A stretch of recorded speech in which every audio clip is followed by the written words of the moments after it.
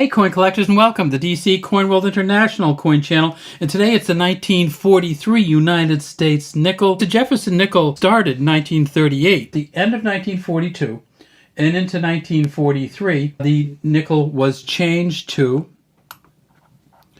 a silver nickel. So it was 35% silver, 56% copper, 9% manganese. And that's why these nickels look not that great, really, right? You see them and you go, well, that's not a great looking nickel. This is actually an okay nickel from 1943. Not in great shape, but it's worth $1.25 just in silver value alone, maybe a little bit more than that. And when I just turned it over, you saw that there is a mint mark on here, and it's weird. It's way up the top here. Look at that. There's where the S is, and that's for the San Francisco Mint. And in 1943, at the San Francisco Mint, they made 104 million of these. 104 million at San Francisco.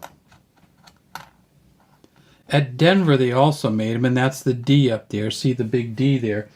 The Denver Mint, they made 32.3 million. And then at the Philadelphia Mint, and that's going to be the P up there.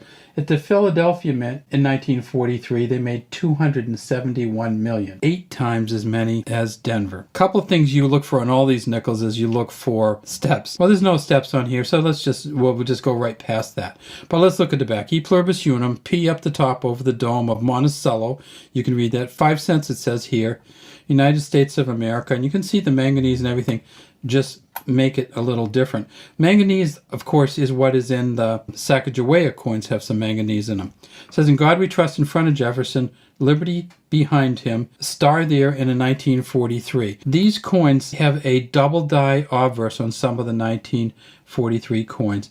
And because you can't see it by eye, whenever you get a 1943 Philadelphia coin, put it under some kind of magnifier and see if you can see it.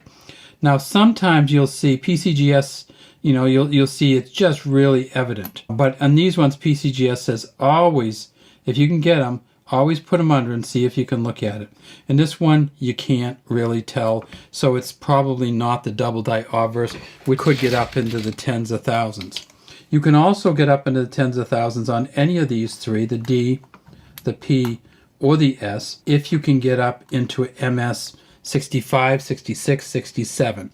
But there's very few of them out there because people had to use them during the war, and they tried not to print too many more than they needed. All right, so we see that these all have mint marks on them. And sometimes people ask us about the British coins, the coins from the United Kingdom, and here's one of them. This is I'll tip it over and show you.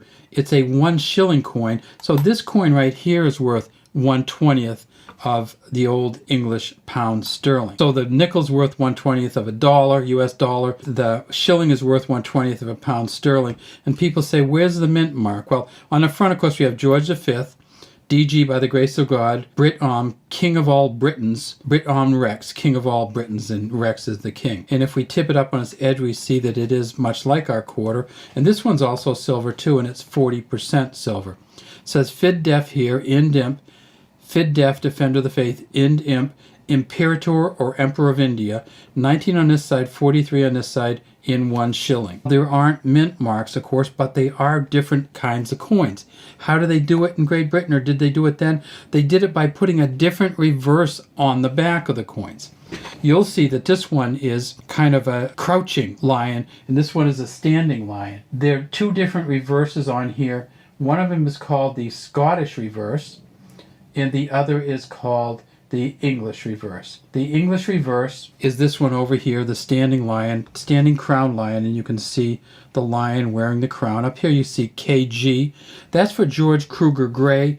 Many of you know George Kruger Gray because he did a couple other things. He did the kangaroo on the Australian coins, and here's the KG, he did the maple leaf on the Canadian coins.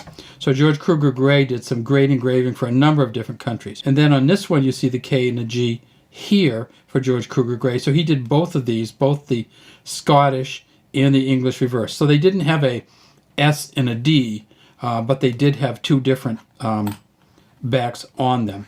And then of course on the front, this is not a George Kruger Gray front.